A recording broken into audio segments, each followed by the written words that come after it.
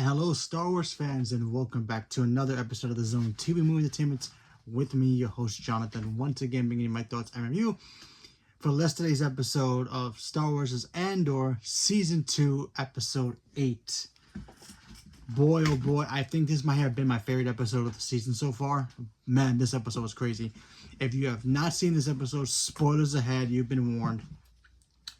So yeah, let's talk about it. So we all know from episode 7 that the Empire is already at the point where they need to get that resource that they want from the spiders. You guys remember that?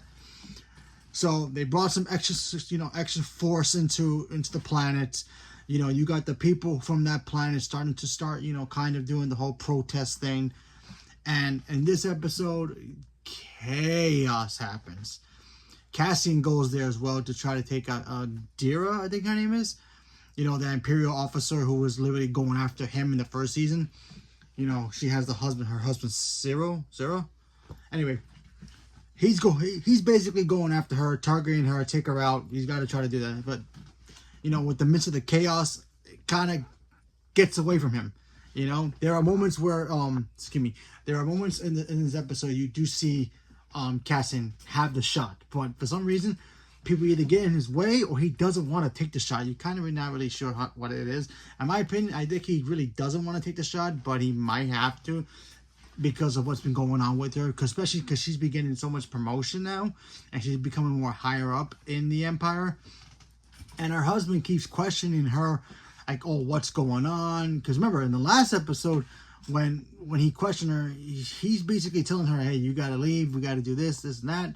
And his wife is getting the promotion and he's just getting kind of left behind, because they are taking, their husband and wife, they're supposed to be equal, even though their jobs are a little bit different. He had his office area and he was doing fine, and then they kind of shut that down. Now she's pretty much in charge of what's going on there, even with the special forces coming in.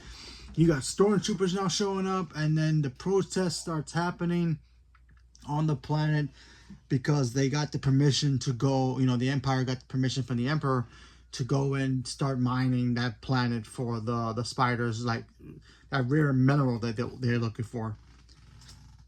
And things get chaotic as people start pushing, shoving, and when chaos happens, fight starts breaking out.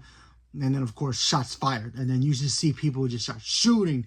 And then the Empire just starts, using their stormtroopers and, the Imperial soldiers to just start attacking the innocent people. And once again, the stormtroopers are kind of less accurate like they always are. But, for some reason, apparently, sometimes they do get... I swear, every time I watch stormtroopers fight in battles, especially now in modern day Star Wars, I feel like they just randomly shoot and they either hit somebody or they just pray they hit somebody. I can't tell if it's the helmets that blocks their vision from actually shooting properly, or they're just that bad, because these are still technically clones, but still. Anyway, so yeah, they start fighting, everybody starts getting in chaos. And then they bring in the real heavy forces, and then they bring in the KTSO. You remember, if you guys remember Rogue One, Kanan's robot sidekick? Yeah, bring a whole bunch of them, and they start wrecking people. I'm talking about throwing them like maybe 20, 30 feet high in the air. They crashing into the floors and getting killed. They just smacking them to walls. It was crazy, this episode. I'm telling you, it was just crazy. Then we get to see Cassian fight Zero. They start fighting in the main lobby of the hotel, and they start duking it out. And then of course Zero, he gets killed. Not by Cassian's hand. No, Cassian almost kind of lost that fight, and then one of the men who was kind of rebellion, preaching the rebellion stuff, he shoots him and kills him. And then of course, Cassian dips, he leaves, his boy leaves as well, he's trying to find his girl, he leaves, he ends up finding his girl, and then, ends right there with those two. But then Cassian, we get to see a moment of Cassian kind of breaking down a little bit, as she starts crying for what all the chaos just happened. And he's got his KSO with him. So that's kind of the origin of how we got those two coming together. So you know he's going to rebuild that robot and be a psychic. So that's awesome. And yeah, and the shot that really like, wow, this. Yeah, he's gone. That Cyril is gone.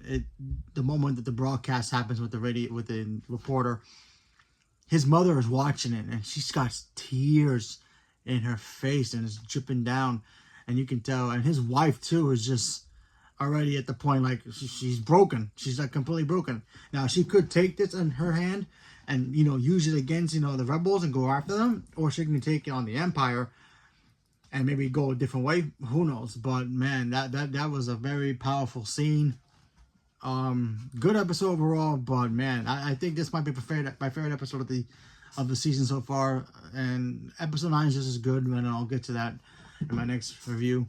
But yeah, crazy way to end that episode. But yeah, so Cyril's gone. I honestly thought he was gonna survive this, but I guess not.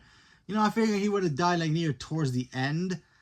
And guys, next week's the end. It's kind of boggles our mind. Next week is the ending, but what can you do? So leave me a comment below. Let me know what you guys thought about episode 8 of Andor. Are you guys watching it? Not watching? Haven't caught up yet? Leave me a comment below. Let me know. Stay tuned for more. Thank you very much, and have a good night.